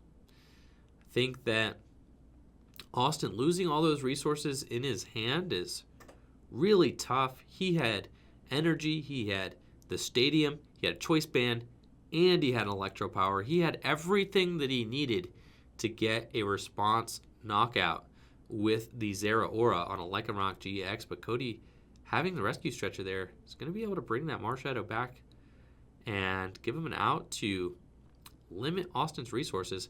However, we did see Austin got the Tapu Koko Prism Star as well as an Ultra Ball. However, he has already used his GX attack, so Tapu Thunder GX is not an option. And Cody's going to go down to just, what is that, 1 prize remaining here by knocking out the Jolteon GX. And now Austin is on the draw. He's got a Jirachi in the active position. He's going to Nest Ball, search his deck for a basic Pokemon. But at this point, he is in a tough spot. I don't know what his route is. Only 1 prize remaining. All of these Pokemon can take big knockouts on Cody's side of the board. Austin reaches for a Zapdos, but I'm not sure that Zapdos can get there. Against this active Lycanroc, he would need 4 damage buffs to knock it out. Austin finds a Volkner, a Nest Ball, and the Viridian. None of these cards are helping. He's got a Volkner in his hand as well. Really tough let loose there from Cody. And it's looking like Zoaroark Lycanroc is poised to take this game. None of these cards are going to be able to fish out a win. Thank you so much, Trainer for Life, for the sub. Oh, wow. Gifted by Sean. Shout out to Sean, everybody. That is your 4th gift to the channel, Sean. Thank you so much for the support. Thank you, Sean. Appreciate it. And, of course, big shout out to FullGripGames.com. You guys can check FullGripGames.com for new inventory. We just put up a ton of old cards, new cards, standard format cards, and, of course, cards dating all the way back to base set, now available on FullGripGames.com, as well as codes, of course, as well. Thank you, Sean, for your generosity, my man. Appreciate it. I owe you one. Oh, and I love that cat emote that you somehow got, Sean. That is very nice. So, big shout out to Sean. It's Sean, S-E-A-N, okay? Thank you so much, Sean. All right. Austin here doesn't really have any conceivable out to win, so he's kind of just looking through his deck to see if there's anything left that he can do, but no real options left for him. I think he's just about exhausted his resources. He's got all the electro powers and the choice bands in deck, but none of them are in his hand. That let loose really did some work there on Austin's board state, and that Lycanroc is going to be able to tear through anything that Austin puts in the active position. Austin is going to have to make a decision, though, and it looks like a Max Potion. Wow, that is a cool new league art there on the Max Potion. I was wondering what that was. Not super familiar with the new artwork yet, but excellent stuff. And Austin's going to Ultra Ball. And it looks like he's reaching for his own Let Loose. So Volkner into Let Loose. He's going to have to bench that Tapoco Prism Star as well. And hope to hit the cards he needs. So don't count Austin out yet. Austin could theoretically rip the combo, but he needs a 3-card combo off of this. He needs a choice band, an electro power, and a switch.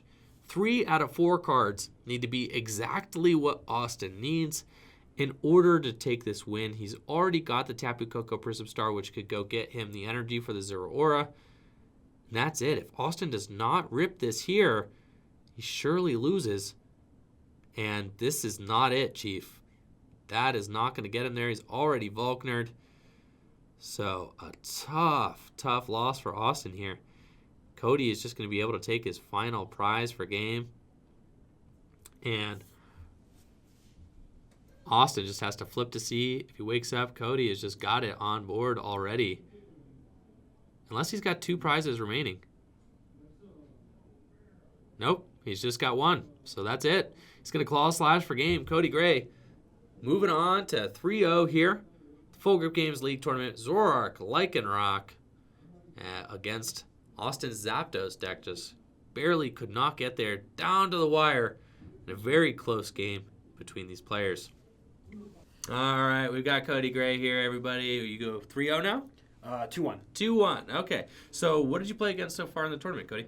Round 1, I went against, it was Umbreon and Weavile. Okay, was that Brady? Yeah, it kind of destroyed me there. Yes, he's got the Buzzwoles in there. Yeah, it was kind of scary. I was going to say, and this is a very meta choice of you, Zoaroark Lycanroc. Yeah, I played it like all last season, and I did really Okay. well with it. I got quite a few finishes with this. I figured I'd just give it a try today. It seemed like it was pretty good against a lot of the stuff that's big right now. Excellent. So I saw that you prized your Alolan Muck that game. I did, yeah. Very we were laughing tough. about it out there, too. Yes. I was like, oh, there it is. Yeah, sure enough. Too little, too late there, Yeah. but you were able to stay the course and stay on track. So Yeah. what appeals to you about the Zoaroark Lycanroc deck? I just like how much control you have over what you draw, and you can basically just search whatever you want and have anything you want in your hand at any given time. Right. I was saying the Mccargo felt like a little bit of a blast from the past there. We saw that kind of very popular a couple months ago, but very strong, allowing you to really just pinpoint whatever you want in your deck for each turn. So Yeah. really keeps you drawing consistently throughout the match. We saw that come into play there against Austin. How do you feel about the Zapdos matchup in particular? It's not too bad. I think it's kind of in my favor just because I can continuously one-hit them, and they can't really one-hit me consistently without blowing all of their electro powers at once. And Yeah. so Saw you're also playing, are you playing 2 copies of Let Loose in that deck? yeah, I am. Love Let Loose. I mean, like, love it and hate it, but it's one of the strongest cards in the format, you have to say. So, your round is up. I didn't want to. all right, we'll get Cody back out for that round then. Awesome stuff, man. Good luck in your final round. Thanks. Yep. Gearing up for the 4th and final round here, the Full Group Games Wednesday Night League Tournament. We've got Zach Pra on the left with Blacephalon GX versus Jesse Parker on the right versus what appears to be an Ultra Necrozma deck. So a true battle of the Ultra Beasts here in our 4th and final round. Both players 2-1, battling for a spot in the top 4 of our Wednesday night league tournament here, and hopefully a chance to earn some store credit. This should be a pretty interesting match. Both players going to be playing big Pokemon that one-hit KO each other. And Zach has got Blacephalon. Looks like he was able to get back on track after that tough game 1.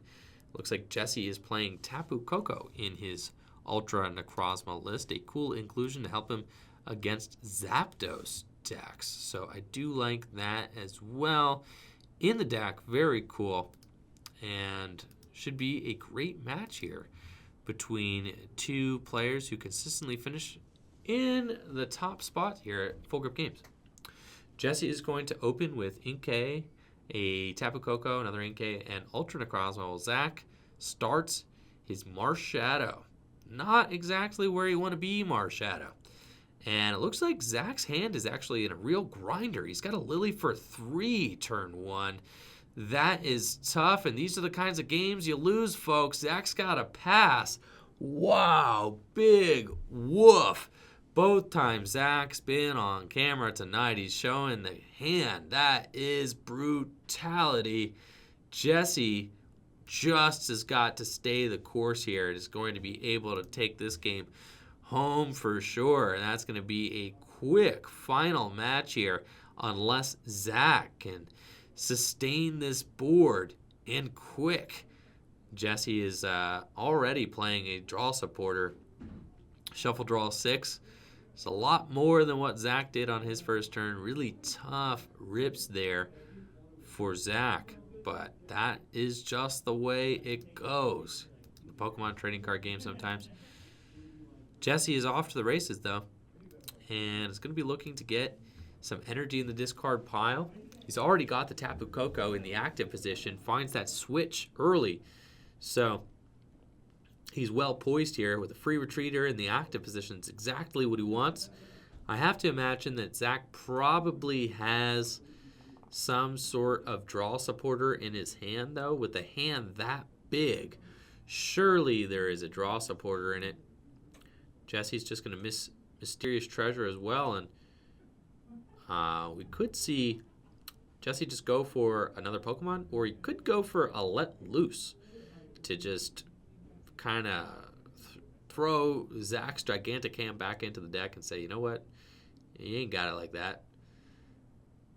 Jesse kind of deciding, does he want to go for the Inkay or does he want to choose something else? He's going to grab the Inkay, which I think is a fine choice, and I would love to see an energy attachment for turn from Jesse, but he could still win if he doesn't have it. I mean, obviously Zach's not doing much, but you really want to see that energy come down so that you have a higher chance of a turn 2 attack here. But I don't see any energy in the discard pile and any energy in his hand, so looks like Jesse is just a little dry here turn 1. He's going to have to find a lot turn 2. Zach top decks another fire energy. This hand has got like 6 fire energy in it, and Zach's going to Cynthia the whole thing away. That's it. Just a Cynthia. It's crazy to say, but Zach is actually not out of this game completely. It's not looking good for him. But with no energy attached from Jesse, it's safe to say that Jesse might not actually launch a turn 2 attack here, which would mean that Zach's not too far behind. Since Zach did go first, he's really just still in this game if Jesse does not attack. But we'll see. Off these 6 cards, Zach is going to need a Poipole, a Blacephalon, and hopefully like an energy on the Blacephalon. It's really like, there's those. It does not find an energy. Ironically, does not have an energy to attach, despite his last hand, which had like 6 of them. Jesse's going to evolve up into a Malamar here, throw the escape board down on an Inkay, and then Cynthia for 6 more cards. Looks like Zach was playing a Salazzle GX in his Blacephalon deck, which is an interesting tech for Vileplume. I have to imagine for Vileplume decks. Sometimes the Naganadels don't quite get there against Vileplume, but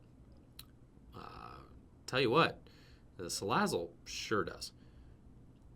Wow, and actually, Jesse draws into a fantastic hand here and is going to be able to Viridian, discard the Psychic Energy, get another Psychic Energy into play, and then can get a turn 2 attack with his Ultra Necrozma if he wants to.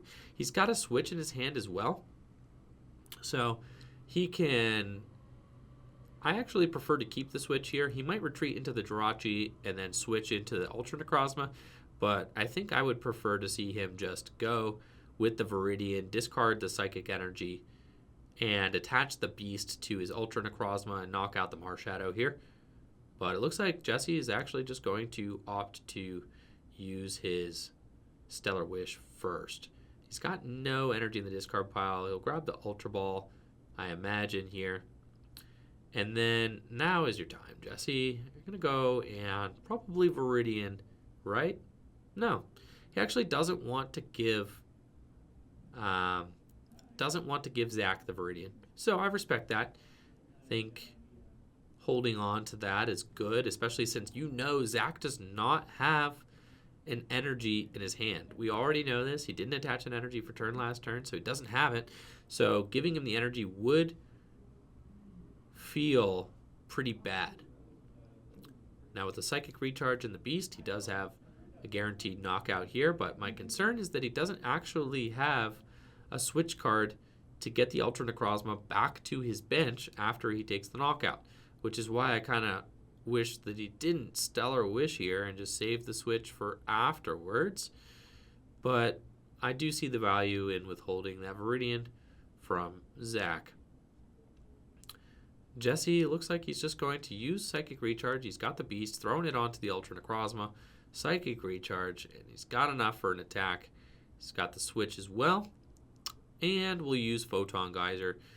One discard, easily enough damage to knock out the Marshadow. And Zach's got to figure out how to proceed with Blacephalon. Sure enough, didn't matter. Top deck the Fire Energy. So withholding the Viridian didn't make too much of a difference here. Zach also finds Heat Factory. Discards his only Fire Energy. Looking for more cards. Sure enough, there's plenty of fire in that deck. He's able to find another Fire Energy, which is good. And also has that Salazzle in his hand. Looks like Zach's going to throw the Fire Energy down on the active Blacephalon. And will Lily. But has to Lily for 2. Which is really a bummer. So Zach is looking like he is stuck having to Bursting Burn. He's got a handful of hot garbage right now. And not much going on there. Bursting Burn coming into play. And we see Jesse will take 20 damage. His Pokemon is now confused as well. And he is not healed from that burn. Now, Jesse does not have the switch card. Sure enough, we were right. So now he's in a tough spot. He's got to find a way to get that Ultra Necrozma out of the active position. You really don't want to hard retreat that thing, though you can. You can attach and retreat it. That's really not where you want to go, but I think that's where he has to go. That or you just manually attach and pass. I actually don't terribly mind that, though. You might see Zach actually piece together a knockout on the Ultra Necrozma if that's the case. Looks like Jesse is going to bump that Heat Factory. I like that. Get the Heat Factory out the way. Go for a Psychic Energy here. Just to cycle through his deck a little bit more and thin the deck as well. And then I'm interested to see if Jesse opts to hard retreat the Ultra Necrozma maybe into a Stellar Wish or something. Or if he would rather just attach and hope Jesse doesn't score a knockout. He actually, this is a fine play. So he's going to hard retreat, and he does have double Psychic Recharge. And we'll just use Flying Flip. So that's a fine concession here. Unfortunately for Jesse, the Flying Flip math doesn't actually really add up on anything. So I'm not sure that it's really relevant. The 20 on the Blacephalon doesn't make a difference. The Ultra Necrozma gets there with 3 energy either way. He doesn't really have a lot of bench Pokemon, so it's not really going to be working for an ending of the game, Sky Scorching Light, either. Just a tough situation all around. Zach is able to find another Poiple, finally getting stabilized a little bit. Second Poiple coming into play, and he's able to use that Viridian Forest, get himself another fire energy too. And I think that Jesse just wasting that switch when he didn't have to waste the switch could end up losing him the game here, which is really tough. Not to say that he's necessarily in a bad situation, but it opens a door for Zach to do things. Skipping that one turn just really gives Zach enough room to breathe that he could actually make some comeback plays a reality. Zach does have an Erica's for 6 incoming. So that's what we're seeing happen here. 6 cards off the top. Surely he's going to find some other Pokemon to evolve and put into play. He's already got 2 B-strings in that hand as well. So as soon as Jesse does go to 4 prizes remaining, Zach is just going to tee off.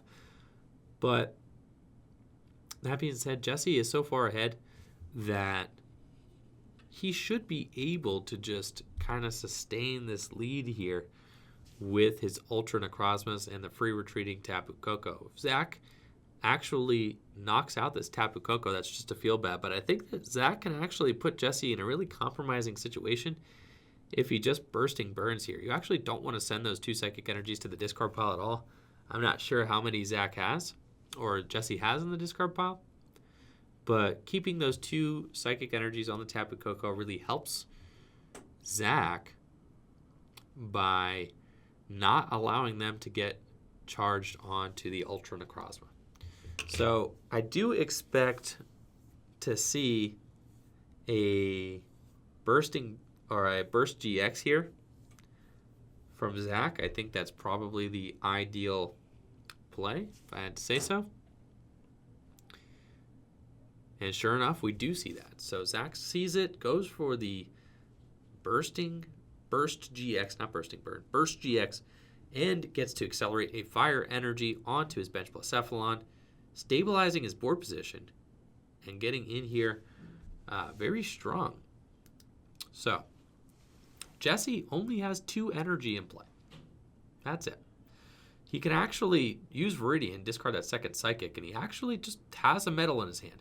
So he can just go knock out that Blacephalon GX with Ultra Necrozma and Photon Geyser. He actually just miraculously has it in his hand. In his 2-card hand, he just somehow has it, which is great news for Jesse.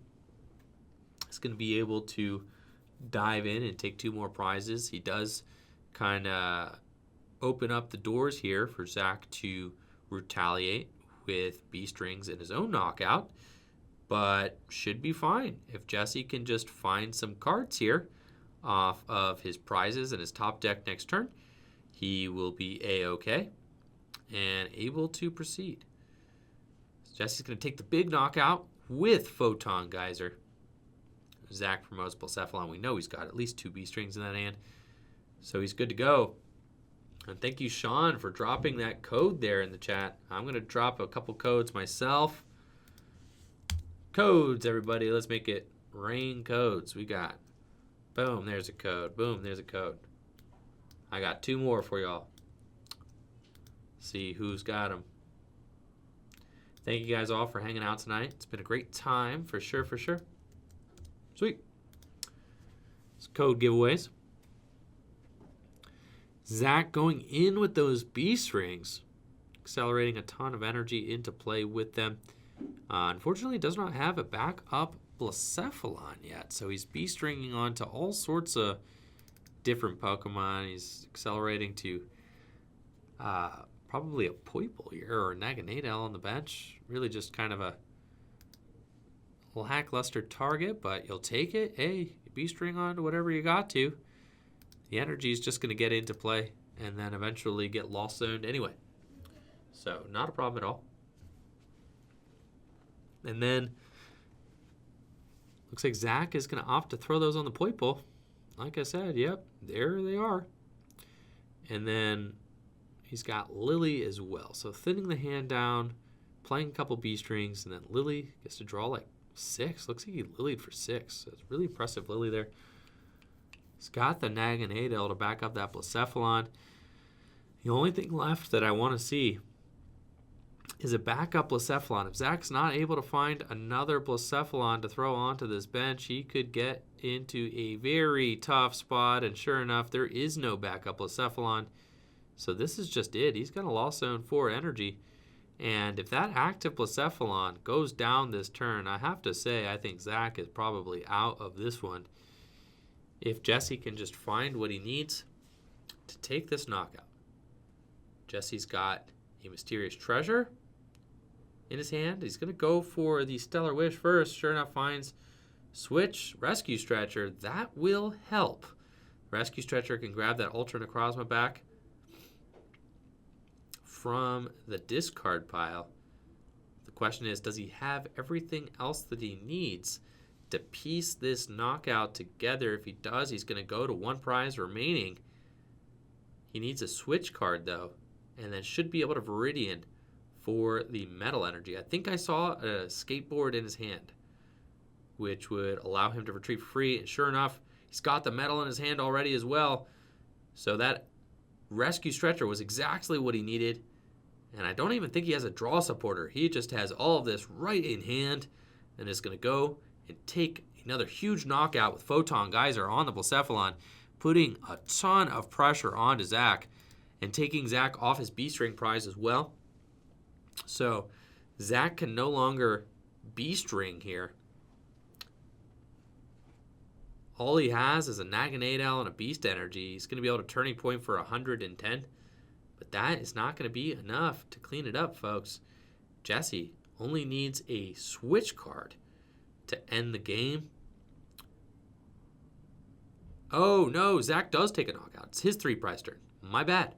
So he does actually advance his board, but Jesse has Mysterious Treasure and will take game with Giratina on the Psychic Weak Naganadel, and that is it.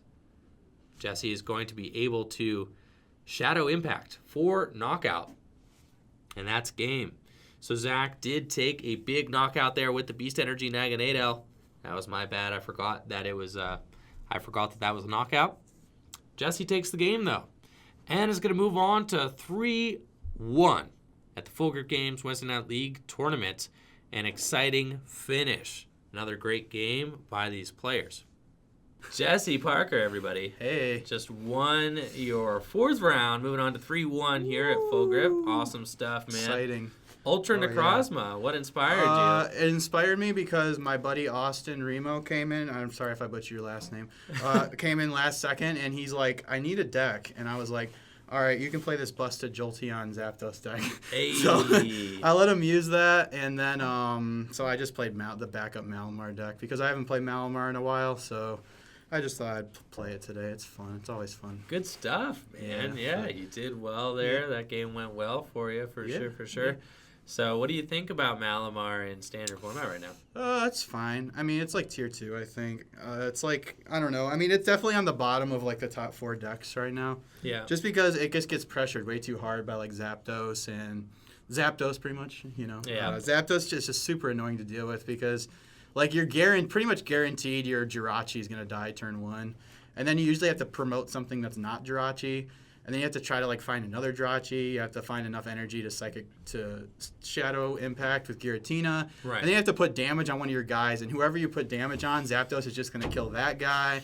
And then Guzma's a good card, so they can just Guzma your Malamars. But, yeah. I mean, it's still fine, though. I mean, it's really good against Zoaroark, like if you play the choice bands. So, I mean, you have that going for you.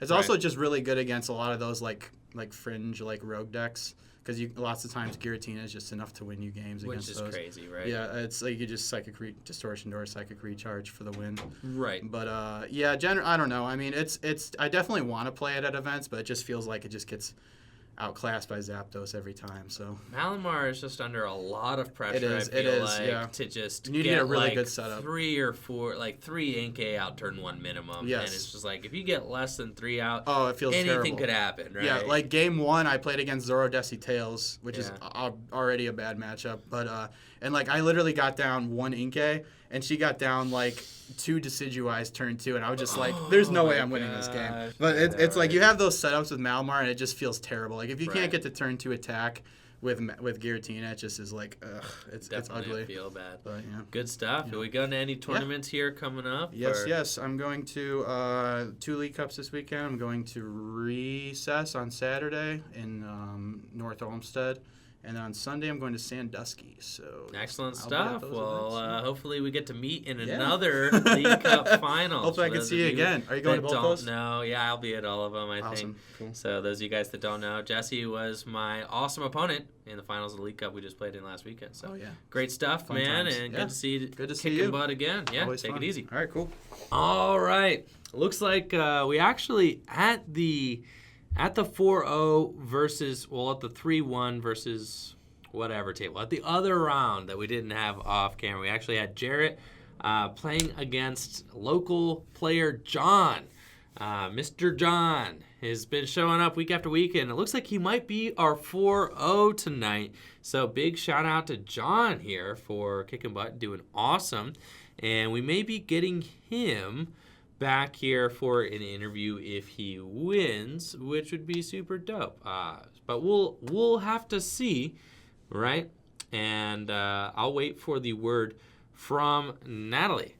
All right, guys. So we've got the Wednesday night league winner, John, everybody. ever. What's up, John? Hey, congrats on the win. And John's son, Kendall.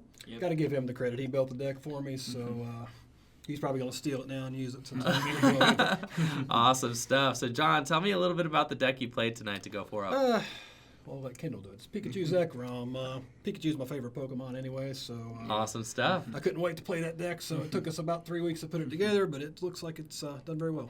Excellent stuff. So, Kendall, you've been playing here for weeks. Awesome stuff. Yeah. What inspired you to build the Pikachu and Zekrom deck?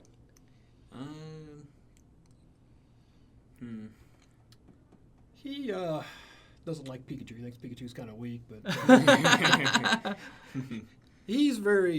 he Pikachu spends a lot. doesn't do much. Zekrom. You think Zekrom does all the heavy lifting? Yeah. He spends a lot of time Pikachu's just researching, there. and so I kind of use him to lean on because anytime I want to build a deck, I just call him, and he will Oh, pretty that's much put together awesome. pretty well. Excellent. So, Kendall, what deck have you been? I heard you did awesome with an Ampharos deck, too. Yeah. That's super cool. Did you play that again tonight? I was playing Lucario. Okay, so switching it up. Do you tend to switch it up every week or play the same deck? Usually I play the same deck. Okay, cool. So why did you choose to play Lucario tonight, and how'd that go for you? Because I think Pikarom is going to be played a lot at like nationals and stuff. Okay, super cool, super cool. So Lucario on board. What was your record at the end of the day? 1-3. Oh, that's okay. It's kind of unusual for him to That is struggle, okay. but he'll get it figured out. Awesome stuff. But congrats, John. We'll have to get you guys. Tell you what, since you won, we'll put you on stream round 1 next Wednesday, okay? Okay. All right, so you'll get to perform on camera. And Kendall, we'll have to get you on sometime soon as well, all right? Yep. Thank you guys for joining us tonight. Yeah, Congrats sounds on good. your success. Thanks. Yep. And that is it. John emerging victorious. His first win at the Wednesday Night League tournament. So big shout out to John. Natalie, I told John that we'd stream him round 1. Stream him next time. Round 1 next time, yes. Get him a little bit of love on camera. So good stuff. Thank you guys all so much for the support tonight, for the viewership, for the follows. I've been watching those follows tick in, so thank you guys for that. Big shout out to all the subs, all the bits. Thank you, Sean, for donating another sub to the channel. Big shout out to Natalie. Thanks, Natalie. You're welcome. There she is. Hey. All right. Thanks, Natalie, for helping be the runner between the table and, of course, me. Thank you so much, Pat, for your Twitch Prime sub, Pat. Thank you so much for your constant support of the channel. Dude, thank you so much, man. Hope all is well with you, Pat.